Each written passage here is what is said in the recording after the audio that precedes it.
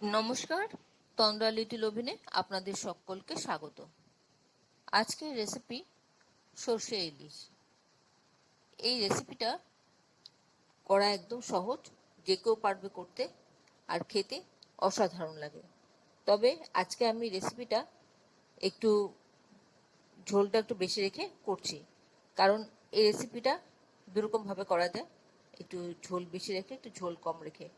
আমার আজকে রান্নাটাতে একটু ঝোলটা একটু বেশি থাকবে। আসুন তাহলে দেখে নিই কীভাবে করলাম আমি এই রেসিপিটা। এখানে আমি কিছু মাঝারি সাইজের ইলিশ নিয়ে এসেছি।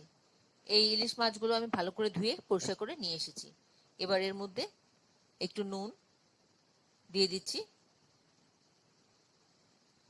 আর দিয়ে দেব একটুখানি হলুদ গুঁড়ো।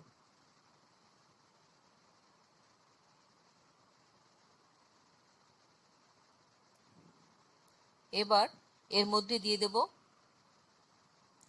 একটু কাঁচা সর্ষের তেল। এই তিনটে দিয়ে মাছগুলিকে ভালো করে মাখিয়ে ম্যারিনেশন করব। আমি ম্যারিনেশন করে রাখবো মিনিট 15 মতন। এই মাছটাতে ডিম আছে দেখুন। হ্যাঁ, ঠিক আছে।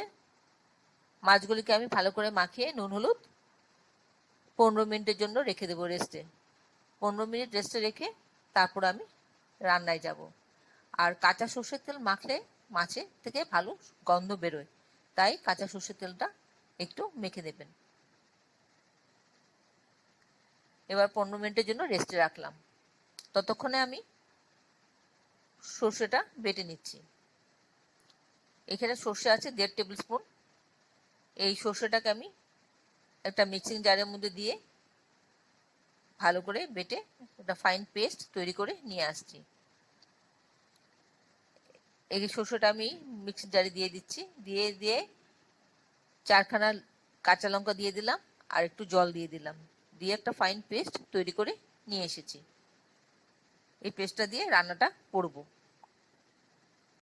15 মিনিট বাদে আমি রান্নাটা শুরু করলাম। কড়াতে সর্ষের তেল দিয়ে দিলাম।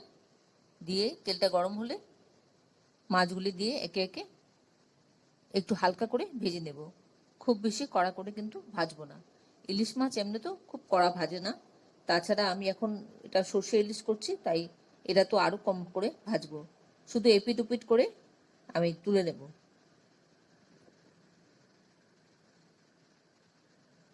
কাঁচা গন্ধটা শুধু সরে যাবে, ওইটুকুনি পর্যন্তই ভাজবো।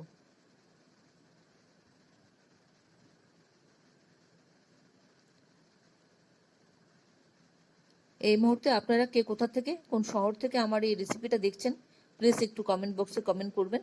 আমার তাহলে খুব ভালো লাগবে। আর নতুন কোনো বন্ধু প্রথমবার আমার চ্যানেলটাকে দেখে থাকলে আপনাকে একটা বিগ হাগ জানাচ্ছি। চ্যানেলটাকে সাবস্ক্রাইব করে নেওয়ার জন্য অনুরোধ রইল। পাশে বেল আইকনটা অ্যাক্টিভেট করে নেবেন, যাতে পরবর্তী আমার সমস্ত রেসিপির নোটিফিকেশন সবার আগে আপনার কাছে এসে পৌঁছয়। আর আপনি যদি ফেসবুক থেকে দেখে থাকেন তাহলে ফলো অপশনটা ক্লিক করবেন আর একটা লাইক দেবেন। তাহলে আপনি আমার সাথে জুড়ে যাবেন।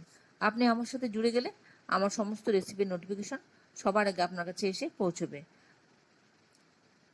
ফার্স্ট বেসটা হয়ে গেল, এবার সেকেন্ড বেসটা দিয়ে দিচ্ছি। দিয়ে আবার একটু হালকা করে ভেজে তুলে নেব।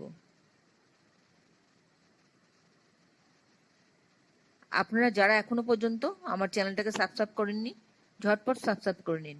আপনাদেরকে আমাদের মাঝে দেখতে পেলে আমাদের খুব ভালো লাগবে। মাছটা উল্টে পাল্টে এপিট ওপিট করে ভাজা হয়ে গেছে মোটামুটি। আগে ইলিশ মাছ ভাজলে পাড়া প্রতিবেশীরা সবাই টের পেত। এখন আর সেরকম গন্ধ ইলিশ মাছে পাওয়া যায় না।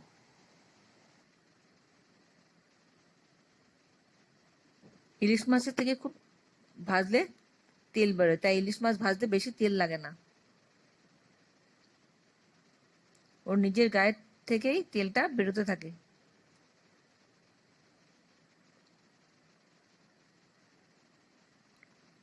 আর বাদ বাকি পিসগুলো ভেজে নিচ্ছি। এবার ওই তেলেই আমি দুটো কাঁচা লঙ্কা দিয়ে দিলাম ফোড়নে, যাতে ফ্লেভারটা বেরোয়। আর টেস্টটাও হয়। আর দিয়ে দিলাম সর্ষে বাটাটা, একটু জল দিয়ে ধুয়ে দিয়ে দিচ্ছি। তার মধ্যে একটু দিয়ে দিলাম 1/4 টিস্পুন হলুদ গুঁড়ো আর নুন স্বাদ মতন দিয়ে আমি একটু ফুটতে দেব।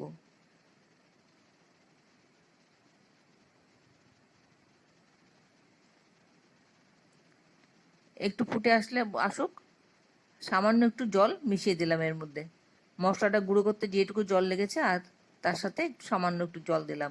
আমি আগেই বলেছি আমার রান্নাটার মধ্যে কিন্তু আজকে ঝোলটা পড়বে বেশি। আপনারা চাইলে কম করেও দিতে পারেন। দুরকমভাবেই এই রান্নাটা করা যায়। ঝোলটা ফুটে উঠলে আমি এর মধ্যে মাছগুলো দিয়ে দেব, ভাজা মাছগুলো।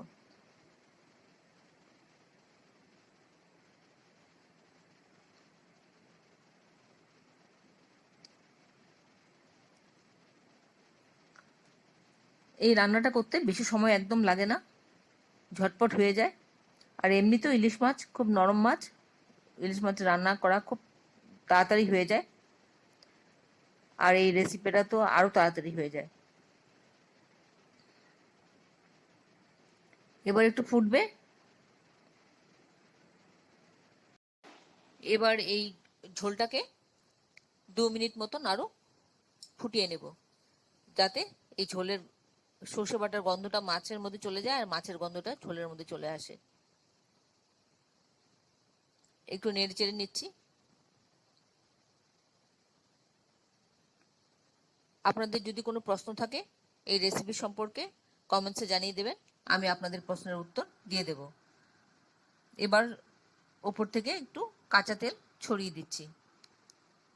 এই কাঁচা তেলটা ছড়িয়ে একটু সময় নাড়াচাড়া করে আমি গ্যাসটা অফ করে স্ট্যান্ডিং টাইম দেব। তারপর আমি প্লেটিং করে নিচ্ছি। এই সর্ষের তেলটা দিলে সুন্দর একটা গন্ধ আসে এই রান্নায়।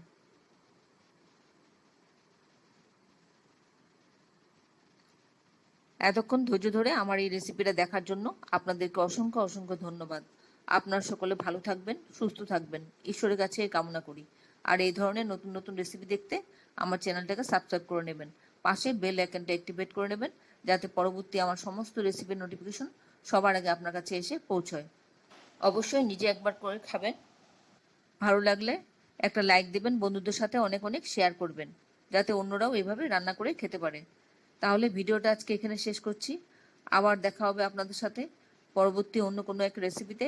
ভালো থাকবেন, নিজের খেয়াল রাখবেন, পরিবারের সকলের খেয়াল রাখবেন। নমস্কার।